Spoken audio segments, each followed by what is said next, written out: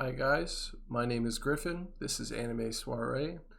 Today we have Will and Kyle and myself, and we're talking about Paprika, 2006 anime by a super famous dude who made Tokyo Ghoul. I mean Tokyo Godfather. Sorry, Satoshi Kon. Satoshi Kon. That guy. We've done his stuff before, and Yes. this movie is. I mean, it's kind of like an acid trip, I guess. Very flowy, lots of dreams. It was the inspiration for Inception. It follows a couple scientists, and they basically develop technology to go inside a dream called a DC Mini between like a psychotherapist and like a patient, I guess. And it follows a cop who's a patient as well, and it kind of dives into him like solving his mental issues with this sleep therapy, and then also simultaneously somebody stole a DC Mini, and they're trying to figure out who stole it, and it gets crazy with the dreams. You don't know if you're in a dream or not, and it's a lot to take in. I think this is my like second or third time watching it, and I definitely like picked up a lot more on the story this time than I did when I watched it a few years ago. It wasn't as confusing as I remembered. I was also like closer to a child then, so I like the movie. Good movie. Yeah, it's a good movie. It's like I think it does one thing that it does really well is like you were talking about how you never know if you're in a dream or not. And like it does that really well by like having like the transitions themselves are just always really, really trippy. So you're like never sure like if the transition is trippy because you're in a dream or if the transition is trippy just because that's like the movie style. Because like there are like so many wacky transitions throughout the whole movie and like yeah, it really like keeps you on the edge of your seat. You're like you never know like sometimes like a scene will just turn into a different scene and you'll be like you won't even really notice because the transitions are just so weird. Um, yeah, it's really like it's like just really visually interesting, like the whole movie, and I appreciate it on that level for sure. Yeah, I thought it was a pretty solid movie. I think I like Tokyo Godfathers a bit more than this. I don't know. I never really found myself interested in any of the characters. I guess. Like, I guess Paprika was probably the most interesting character, just because like she's the most integral to the plot. But yeah, I liked the structure of it. Like you guys are saying, it's pretty flowy. Um, yeah, pretty solid movie. One thing that I really liked was the music of this anime, like the Mhm. parade that like infects everyone's dreams. That theme was like eerily catchy, and like I liked it, but at the same time it was really fucking annoying. And I don't know, I thought it went really well with like this, I don't know, snowball of dream people, like dream entranced people, just like infecting your dream. It was cool, and then like the main track as well I really liked. Yeah, Yeah, I noticed as well. Like the music in this movie is really good to pair with whatever scene's going on. Like they've got like two iconic tracks that they play most. One is the one you mentioned with the parade, and the other one, I can't remember exactly when they use it, but it's played quite a few times. I think it's more of like a pleasant sounding music thing, yeah, but they definitely use it during the opening montage, like yeah, the during opening the montage is where And I where it think the first goes on. conclusion as well, like the final few Yeah. yeah, shots. But yeah, the music is really it does a really good job of amplifying whatever feeling you're feeling during that scene. And especially with the parade scene, like the music just made me feel extremely uneasy along with the uneasy imagery. Yeah, definitely a props for the music on this one. yeah. um The one that like plays during the opening montage and like during the end has like it has like this like really high pitched like vocals that are just sort of like it sounds like it's definitely not just someone saying it, like it's someone saying it and then it's like manipulated by like a software or something like it's like synthesized in some way and it just like just like it really makes sense to like hear that music while like Paprika is just like jumping around and like teleporting all over the place. So yeah, it definitely fits the vibe of those scenes. Speaking about the vibe, um, I don't know. I just really liked all the. I like kind of like the repetitive nature of the movie, especially with Konakawa. Like his big thing was like, oh, he's like, I want to solve a homicide case, and then it kind of leads into more of like him kind of dealing with a relationship with a friend, and he like gave some clues that he knew stuff about movies. And just side note, there's a lot of stuff about movies in this movie. Hmm. Well, Yeah. and it turns out him and his buddy made a movie about a cop, and his friend died, and he was like, "Oh, I didn't have the balls to do it." And having this kind of like dream therapy, helped him like come to terms that like, he didn't. It wasn't his fault that his friend died, even though like they were really close. And Hmm. I just felt like he was definitely the most interesting character, and I think my favorite as well. He was. Yeah, Yeah, I another like great how they role for. revisit. Oh, go ahead. I was gonna say another great role for my favorite Japanese voice actor, Akio Utsuka. He did a great Nice. job with the role, and I liked his relationship with Paprika and how it developed. Yeah. I like how they like they revisit the um because like the opening like dream sequence where it's like five dreams like stacked on top of each other, and they kind of like revisit that like a couple times throughout the movie, but it like the first time you see it, it's just like happening so fast that like you don't even really have time to process it, so it doesn't feel like they're like retreading old ground when they revisit it, because it's just like, okay, like now I feel like I actually can contextualize what's happening, whereas before it was just like a series of images that are just being, like flashed in front of my eyes, like just just barely slow enough for me to like understand like what's happening. Um, so like yeah, I like that. I like like you said, the repetition of that. Yeah, and there was just like a little bit more development or understanding, or like the big part of it was like when he got to like floor 17 and he saw the like perpetrator, I guess. Hmm. He'd always have like I think a slightly different like confrontation with himself, and he'd always like Uh-huh. back out from shooting the victim. And I liked it because it was like he didn't know what to do, and then we figure out that was just like a part of his movie, and that his buddy was like, "Where's the rest of the movie?" And then he like finishes the movie in his dream. So Hmm. I there's like some symbolism there, and it also simultaneously like he in that sequence like shoots like the assistant of like the guy in the wheelchair who's like, I want to destroy the world. Yeah. And it's just like that scene, there was so much shit going on. That Yeah. was that final moment for Kodakawa when he was like got solace from that sequence.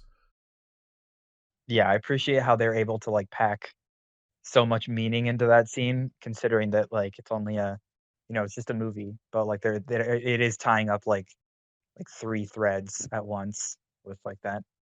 Yeah, I liked So how yeah, it it was pretty satisfying. advanced with like who he saw as the perpetrator, because like it starts off with him not knowing, it's just like a shadowy silhouette, Hmm. and then it turns into him, and it's kind of like his Yeah. self-doubt, and then it turns into the actual, well, not the actual perpetrator, but like the guy that's threatening him most at that point, which is like the scientist that uh, kidnaps Paprika. Yeah. I like the effect in his dreams, like, when, like, when, like, other people just have his face, like, that you talked about it with, like, him getting, him, like, the perpetrator having his face, but then also, like, in the very first dream during, like, the circus, when there's just, like, all of those people, like, rushing his cage and they all have his face, it's, like, really, really unsettling and weird, and, I like it. Yeah, that'd actually be a terrifying dream to have in real life. Yeah. I guess we could talk about Paprika a bit, just because like she's the name of the movie. Mhm. So like, what is Paprika? I mean, she's like pretty similar to Atsuko, Uh-huh. in that she's like, I guess, her dream avatar. Yeah. But then like that scene where Atsuko is like, "Yo, like, let's go save the fat guy," and then Paprika's like, "No, fuck you, I don't want to," and then Atsuko's like, "Okay, well, I'm gonna go do that," and it's like, okay, I thought Paprika was just like an avatar for you, but now you have independent thought. So Uh-huh. she's like some kind of representation of Atsuko, but I think they leave it like kind of like um abstract to what the actual reflection there. Uh, that's why I kind of like Yeah. this guy's movies, though. It's just like you don't really know everything. Hmm. Yeah, Yeah. I mean, I kind of think like I don't know. I kind of see it as I'm not really exactly sure like what aspect of her personality Paprika represents, but the way I see it as kind of like functioning in a similar way as like the Konakawa, like with like him seeing himself in his dreams. Now, like obviously, like the like it's different because he doesn't like have control over like those other people that like are himself. But it's kind of like similar in that like you have like it's kind of like the reverse though, because where it's like in with Paprika, it's like she takes on um a different like body, a different like person, like a different like appearance. But with Konakawa, it's like other people have his appearance, and so I don't know. It's kind of like the reverse of that. But I feel like it functions similarly, where it's like it kind of the differences is what like kind of enable them to come to some realization about themselves or their past or whatever. Yeah. And they kept it pretty vague. I don't know. At first, I was like, I thought it was like for most of the movie, I thought it was kind of like Inception, where there are like certain people that are more experienced with dreams, and I figured like she's like working on the project, so she was probably the Hmm. first test dummy. So she's probably extremely experienced with dealing with dreams, and that's why Paprika Yeah, manifests and like is so powerful in these dreams. But then I yeah, realized like, then I thought maybe like, I mean, after we learned that like she can have her own will and stuff, like maybe it's something that she was just born with, and that's how she got into that line, and that's why she's like studying this area because she's got some natural ability to. Like, I don't think did she ever wear a DC mini? Because I don't know if she did. I thought it was just her being able to go into these dreams by herself. Um, I I don't think I think she ever was saw her wearing wearing them. one. Yeah, I don't I'm know. pretty I, sure I she just was. assumed that she was, and I think that like because I don't know. I kind of feel like they introduced the idea of like the I don't know, maybe they didn't actually show her having the DC Mini on, but I kind of assumed that she did because they introduced the concept that like, oh, because it's still a development build, there's no restrictions on it, so you could just go into everyone's dreams. They kind of like introduced that plot element like right after we see her going into Konakawa's dream. So I kind of assumed that was like an explanation. So that kind of just made me think that like that's how she was doing it. But I don't know. Could be wrong. I wasn't like Yeah, specifically looking for her using the DC Mini. yeah. I just wanted to quickly go over my favorite line in the whole movie, and that's when the fat scientist was the robot. He ate Atsuko, and he's like, "It's pretty good, but it could use a little spice. Where's Yeah. paprika?" That was pretty funny. Yeah. They said it. They said the movie. Yeah, that was good. Yep, I mean, Paprika is a pretty cool character, though. It's kind of like, I think intentionally left ambiguous as to what she actually is, and then same with Konakawa and like his little duplicates that were kind of scaring Mhm. him. But I that's why I like these movies, and I feel like it makes sense for a movie about dreams because I mean, more often than not, like I'll have a dream. What was that? Didn't make any sense. Yeah, exactly. I feel Yeah. like Paprika, maybe it has something to do with like um portions of you that maybe you don't have as deep of control, like your unconscious state, but Yeah. Mhm. they don't really come out. That's the kind of vibe that I got because like it felt like it was her subconscious just because like she has her subconscious has her own will, but also like when she gets kidnapped and like the guy like cuts her in half, she's still down there. Like it's still Atsuko. So like yeah, she's her own thing, but deep down it is still Atsuko in control or whatever. I really liked one of the final moments the big dream invasion, when Paprika saved the fat scientist, by like hugging him like from behind, and it mirrored like the first scene in the movie. Instead of like, Hmm. I don't know, killing something, instead it like tied back to like a very grounded experience and like emotional experience, and that's something that like probably would wake you up. I thought that was pretty smart writing there. I like that. But then right after that, they just like, I don't know, she just ate the other dude. I was like, okay, like that part seemed like I didn't know. I don't think it had any significance. But right before it, waking up the scientist guy, I was like, okay, yeah, that moment definitely reminded him. It's Yeah, kind of Uh-huh. corny, just sucking. I'd Yeah. say I'd say the villain was probably my biggest issue with this movie. It was pretty like as soon as the chairman showed up, I was like, okay, that guy looks like he's going to be the villain. And then you've got this other scientist who's like not developed and just like by economy of characters and like, well, he's like shown up a couple times and he's got a few lines, but he also seems to have some like some drawbacks or whatever. So I feel like one of those two guys is going to be the villain, and it like ends up being both of them.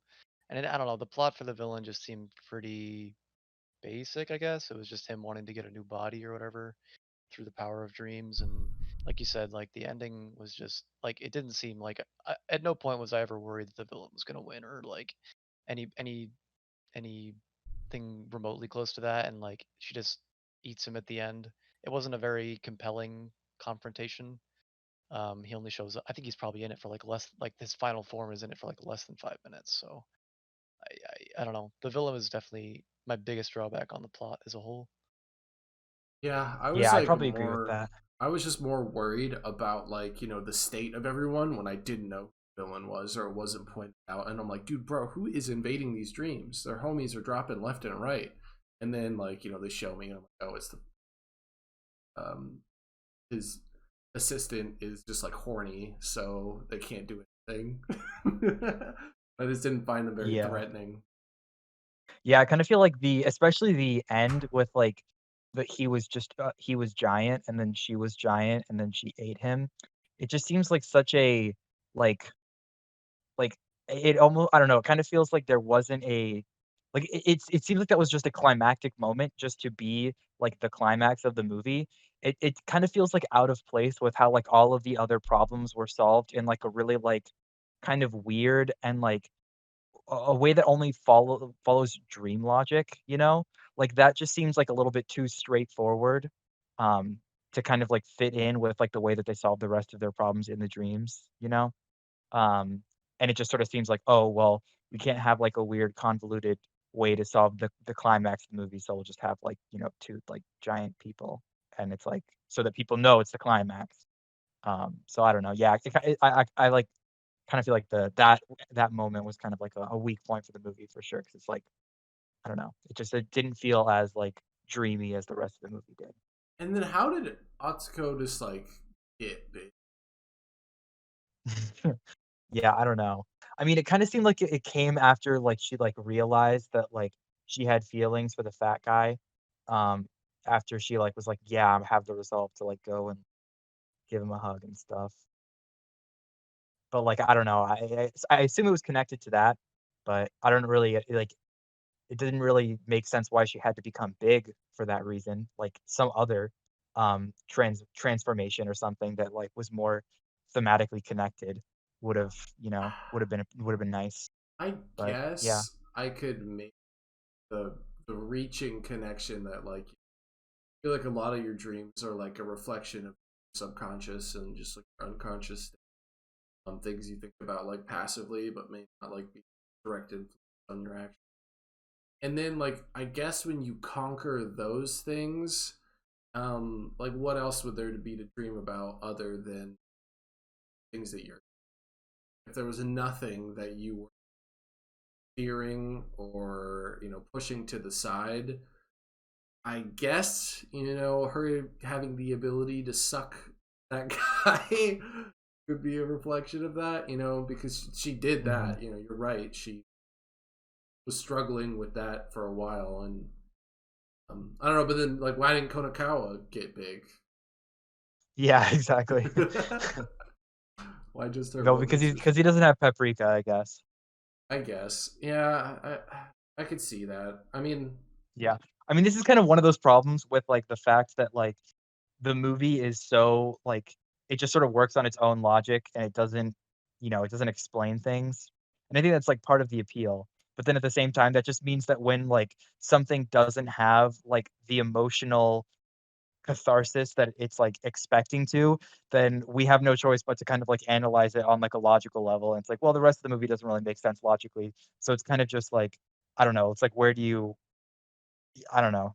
I mean, it's like it's I would say, like, it's a bad point because it makes us have this conversation to begin with where we're kinda trying to find fault, but it's like, I don't know. It's weird. Like, it's hard to, like, nitpick the logic of a movie that, like, doesn't really follow logic. I don't know. Yeah. I kind of like though that like Atsuko like was like I like the that was like a lot of fat guys out there are pretty happy because that dude was fat as shit. Yeah, that guy was really fat. Like, he's Well, like she did straight up say like love with like it's what the inside that most that counts. But but there's a limit. there is Oh a yeah, limit. I love that line. I love She was that basically line. saying like lose weight, fatty. Yeah, that's epic. And then when she just like went into his lab and just like called him like a slob and a pervert and just started breaking his shit, that I was think just Yeah. she was going through her own thing at that point, so she was kind of taking it out on him. Like obviously, like Mhm. she was upset with him and what he had been doing, but I think her struggle with finding the DC mini was manifesting itself a bit there. and then when they went to the diner and then they're like, oh, okay, who had the ramen?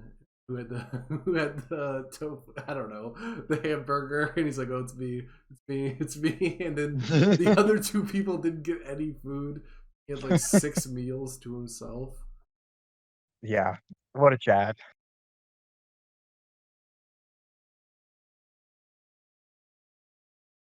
Another, I guess, point of confusion for me was like Hero, and they're like, the assistant is stuck in his dream, and I was like, rewatching this, I forgot that like you're never gonna see the dude. Who is this Himuro guy? Like, when am I gonna see him? And Uh-huh. then, eventually I realized, oh, he's like laying dead. I think like showed like Yeah. a hollow. Well, he was, like, the first victim of, like, the dream that's, like, trying to invade everyone's dreams, Hmm. and, like, I think that he might have been, um, like, he's kind of like the red herring at the beginning where you're like, "Oh, he's, like, the bad guy," but in actuality, he was just being controlled by this, like, sentient dream that just wants to, like, reproduce in other people's dreams. Yeah. So did the sentient dream like start with the old dude, right? Like, did he make the sentient dream? Um, I don't really know, like, where that dream, like, originated, if they ever said, um because it definitely seems like no one was really controlling it by the end of the movie, It wasn't under control of the old dude, um, I mean, I because think it seemed like it was just, like, indiscriminately invading. The old guy, right? Like his like little buddy got shot by Konakawa. He died in the dream world, and then I guess that means you die in real life. And he like dived into the pit with him, and then he became big. And like, was that his plan all along? He just kind of like, it seems like he just kind of got there.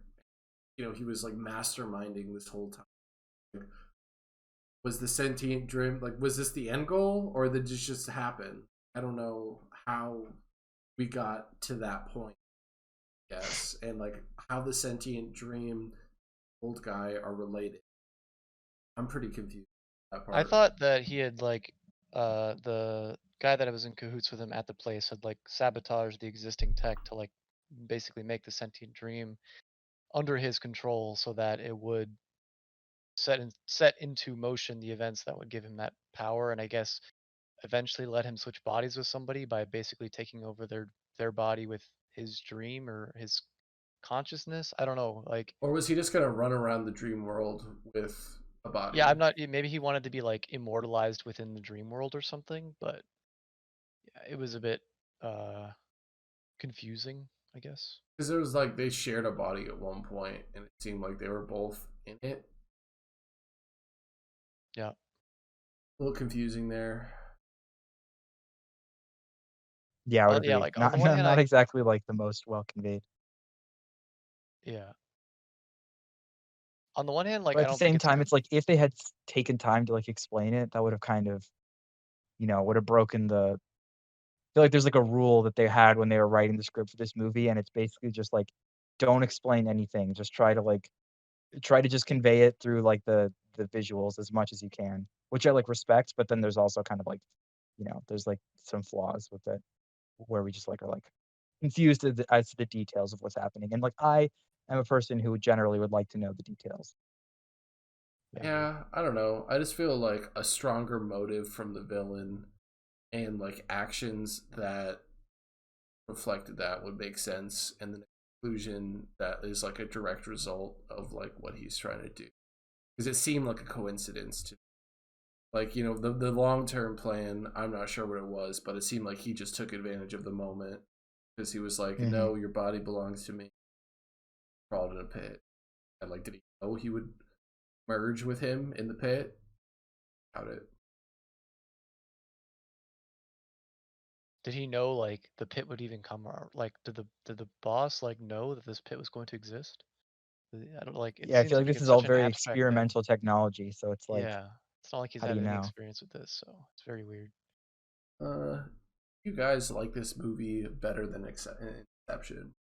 No, not at all. I don't think so. I kind of wish I did, but I feel like there's just like there's definitely like more trippy visuals in this because there's just like more that's possible in the medium of animation.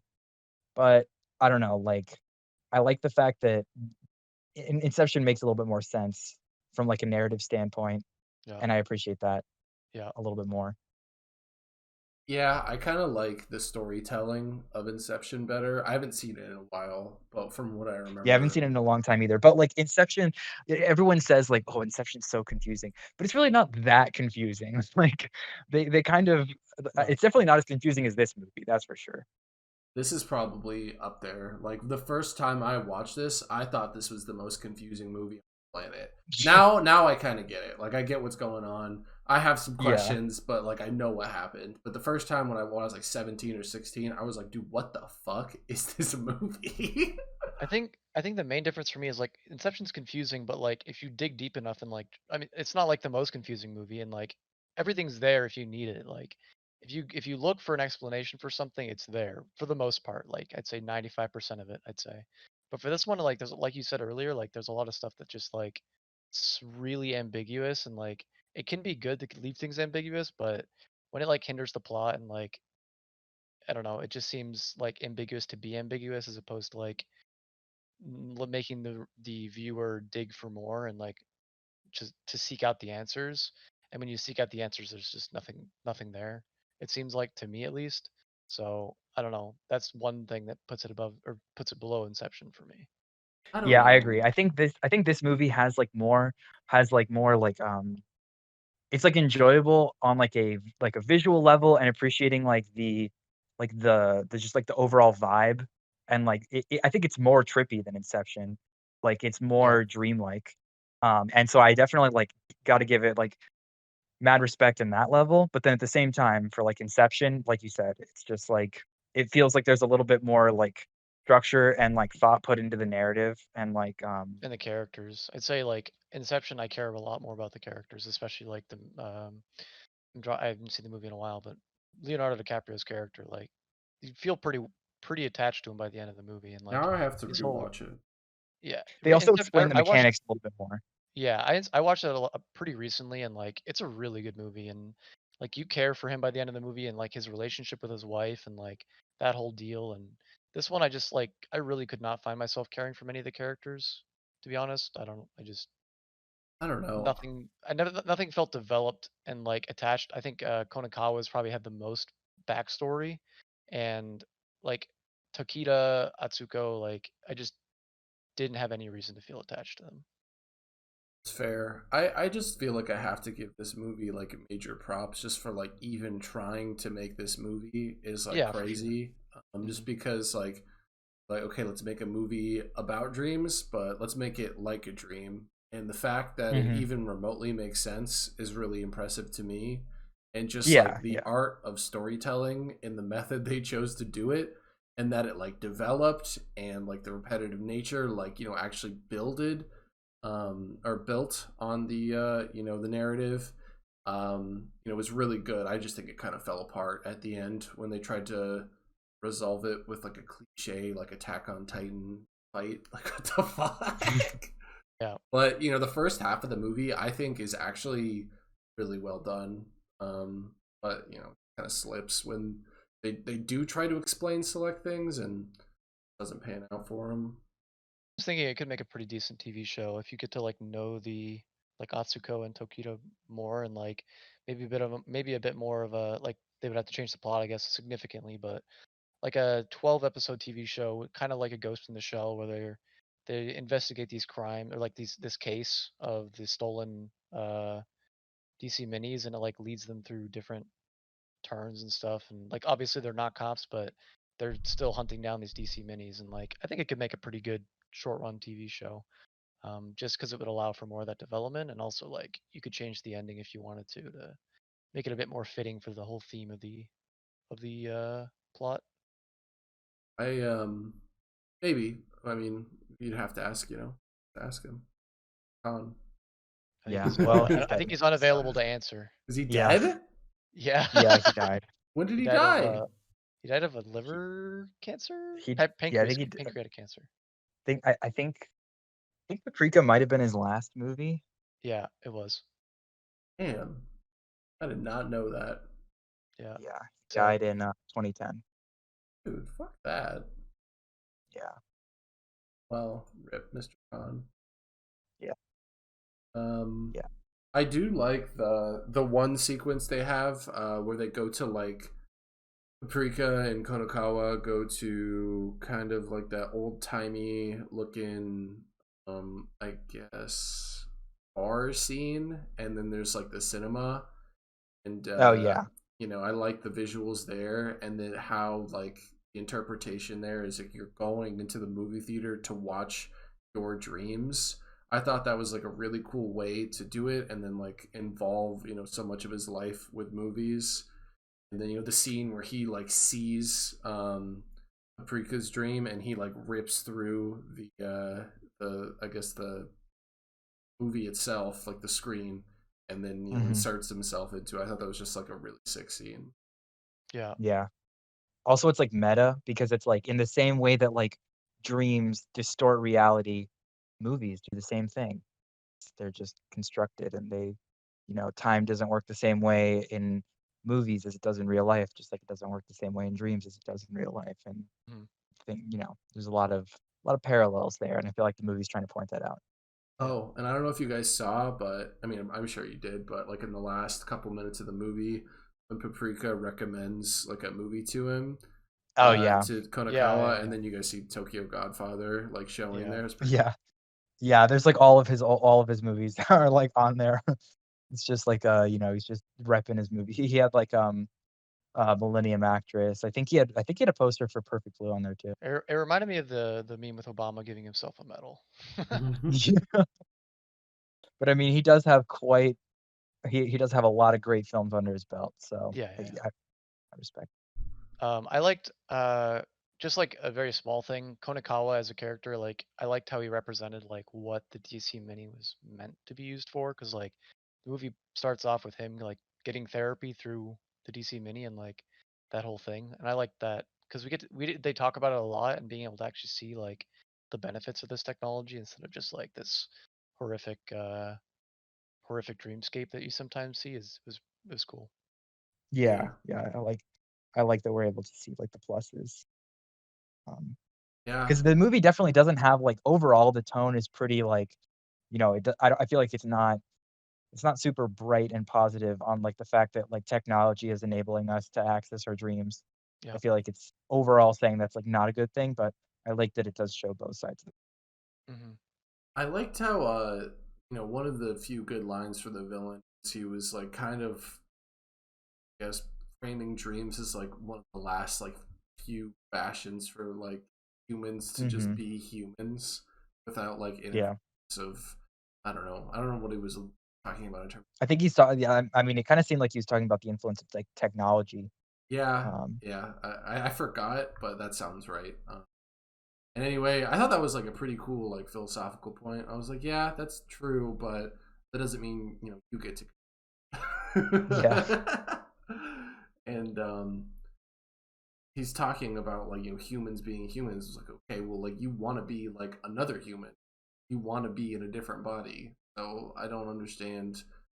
I just didn't really get his motives. I like that point, but his motives didn't line up with that. It's like, I feel okay, like he's just selfish, and that everything that anytime that he tries to like, give a philosophical argument, it's just him trying to justify his selfish.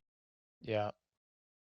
That's at least the way that He didn't seem too three-dimensional with his motives. He he just seemed wasn't like like a an ideologue or like yeah. He seemed ideal like a ideal. just a greedy, selfish guy. Wanted to live forever type of thing. Yeah, kind of a low tier villain. Yeah. Also, the Was fact that he motivated. was the chairman and he was always in a chair was pretty. I don't know. I had Oh shit. a small giggle oh to myself. I'm yeah. like, oh, I was like, I was hilarious because they mentioned the chairman like really early in the movie, like, oh no, the chairman of the board is not going to like this, or like we can't tell the chairman or something like that. They walk into the room and he's like already sitting there and he already knows about it. And I was like thinking to myself, like, wouldn't it be hilarious if that guy's the chairman because he's sitting in the wheelchair and like he was. And Dude, Oh god. I don't know if you guys noticed, but like the scene where Paprika and I think Makawa like confront the chairman like at his house, like but in a dream.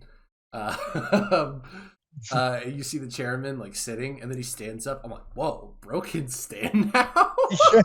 Holy shit, he figured it out. And then he like turns into like a tree monster. I'm like, oh, we're in a dream. yeah. Uh, Um, one of my favorite visuals I think was when Paprika, it was like towards the middle, probably towards the second half of the movie when she's flying through the dream. I think it's right before she gets captured, and she's like going through this area, and then she gets out of the area, and it's like, oh, she like comes out to like a giant body of Homura. Was that his name? Himuro. I thought that was a really cool visual. Just like it was like a mechanical version of him almost Hmm. in this like very big forest. I thought it was, I don't know, just like a very small thing, but I thought that was a cool visual. Yeah, the giant Himuro had like a lot of appearances where it was just like the one that I can think of is like they're like on a bridge or something, and then he just like appears and starts yelling, and then like the glass shatters. It's just Yeah, like that was holy shit. scary. but yeah, that was fucking terrifying. Yeah. I was with this to Griffin a little bit, but like I am not a fan. I mean, I think the animation is absolutely excellent, but like I'm coming to realize that his animation style like makes me extremely uneasy, and I mean like I can appreciate it for being extremely good animation, and like I do think it's a fantastic animation because it makes me feel uneasy, but like it's like one of my least favorite styles that we've covered on the podcast just cuz like how uneasy it makes me feel, and just it reminds me a lot of like um, when I was young, I watched Spirited Away, and that made me like extremely uneasy just because like there's a lot of weird visuals in that movie, and like this kind of brings back those gut reactions. And I've since watched Spirited Away, and I think it's a fantastic movie. But yeah, something about the animation is so good that it just makes me so uneasy. It's I like, think if I had to guess, I'd probably say it's like the character designs are like more realistic than like Yeah, other than and they have like these their facial features like are real, but then they like do like these like their reactions are often like really exaggerated. And like I'm a big fan, like I like that. I think it's like kind of like a cool juxtaposition. And it's like I feel like a lot of times when like shows go for like a realistic art style, that means that like the characters aren't as expressive, but that's like definitely not the case here. So like I yeah, really appreciate it. But yeah, I can kind of see how that could have the uncanny valley effect. But yeah, I, and I'm a fan. also like a lot of just the pure visuals of like anytime like the dreamscape like parade shows up, like I was like Hmm. I did not like those, like the doll, like the Mhm. mountain of dolls, and then you have like the giant doll with Himuro's face. It's just Hmm. very creepy, and the music is playing, and there's like walking frogs, and just like they do a great job of making the viewer feel like not great. I think what makes it slightly unsettling for me, because I do agree with Will, he definitely had a very unique art style, is like the elements of realism, but then I feel like a lot of the characters, they're very like caricature, caric, caricature, Caricatures. They're caricature, caricatures. caricature esque. Like the fat dude is like incredibly fat. The old guy looks like he's about to die. The scientist is like ridiculous. Like he's the most, like stereotypical to a T, like anime scientist I've ever seen. He's also like Yeah. 2 feet tall. And then like Yeah. the girls are like, they have probably the most, especially Paprika probably has the most like human features, I'd say. Um and then like Konakawa's pretty human too. Himuro is very creepy to look at, very like doll like. Like he actually has very doll like features looking at his face when he's not an actual doll. And I guess Konakawa as well is probably the most typical,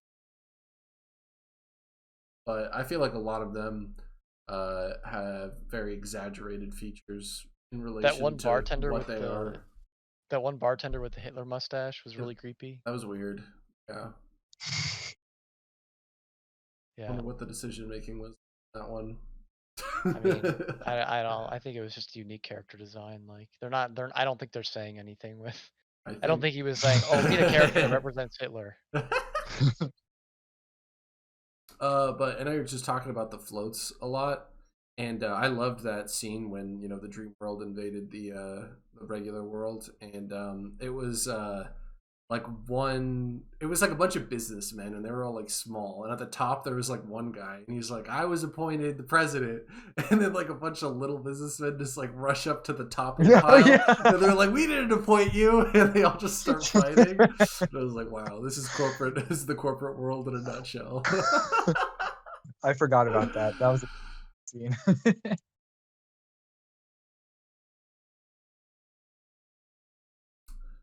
Anything else? Um, Not really. Yeah, it's okay if we keep this one short. Like it's pretty abstract, and it's kind of hard to speculate forever. Yeah, I guess we can just go into ratings. Sure. sure. Um, I'm just gonna go first because I feel like in my mind this movie is 7.5. I really like the storytelling, like mechanics. Movie about dreams, movies. They use a lot of like dreamy, um, lots of cuts, repetition, ambiguous as to if we're in a dream or not, and they never really explain whether or not you are. You kind of have to figure out for yourself, and sometimes it's not clear. I feel like that's like the perfect way to make a movie about dreams. So, add props for that. Pretty poor character development overall. It's just hard for me to latch on conclusion just because the conclusion doesn't even seem relevant, and the characters themselves, like there's relationships there, like Atsuko and the fat dude, that was kind of cute. And Konakawa, like he was probably the character I liked the most just because he had the most development. And honestly, like I could probably do without half the plot. I just want to focus on Konakawa. I don't really care about the DC on missing investigation.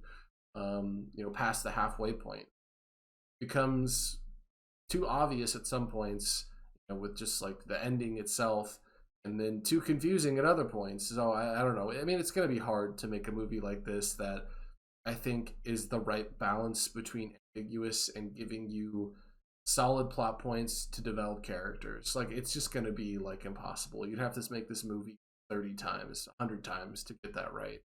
So kind of mixed feelings there. Villain himself kind of trash. Like I didn't even know what the point was for him. What was I supposed to learn from that?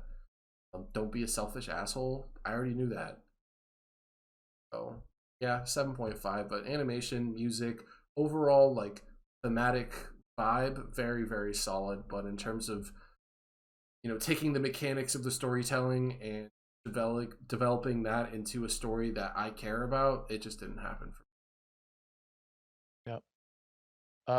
Yeah, I'd probably say you touched on most of it. I'd say biggest props for me were the music and the animation. Even as unsettled as it was and how much I disliked the animation, I also really appreciated how good it was.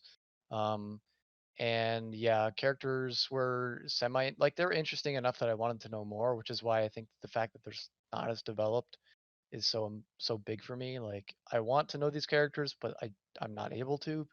Um, and yeah, that's a big drawback. Villain was uninteresting to me, and yeah, plot mechanics definitely would have they wouldn't it wouldn't hurt.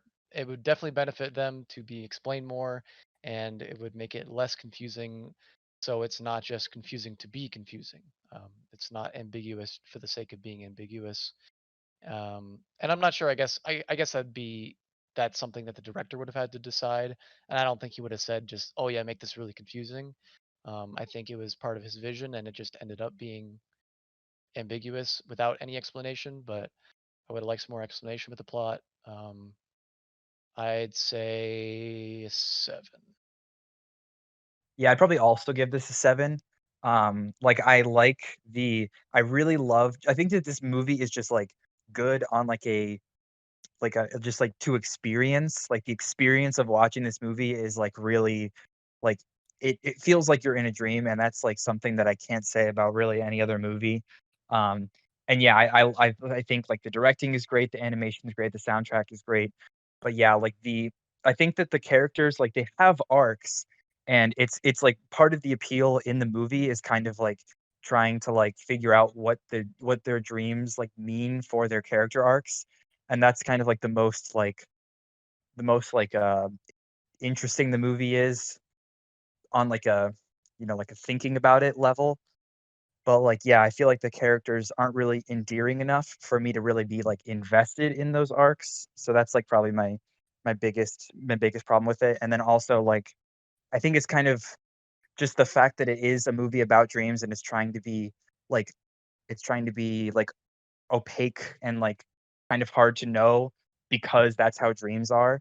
But, like, me personally, like, I would like more of an explanation about, like, the mechanics of how everything works, but I also recognize that that would kind of take away from the fact that the movie feels like a dream. So, it's just sort of like it's a tough it's a tough balance to strike, and I feel like for me personally, wasn't, like, exactly how I would have wanted it, but, I do respect the fact that it really does feel like a dream, and I think that's definitely what the movie was going for.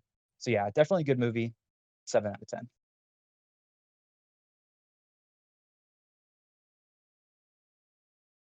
All right. Uh, it. yeah. That's it?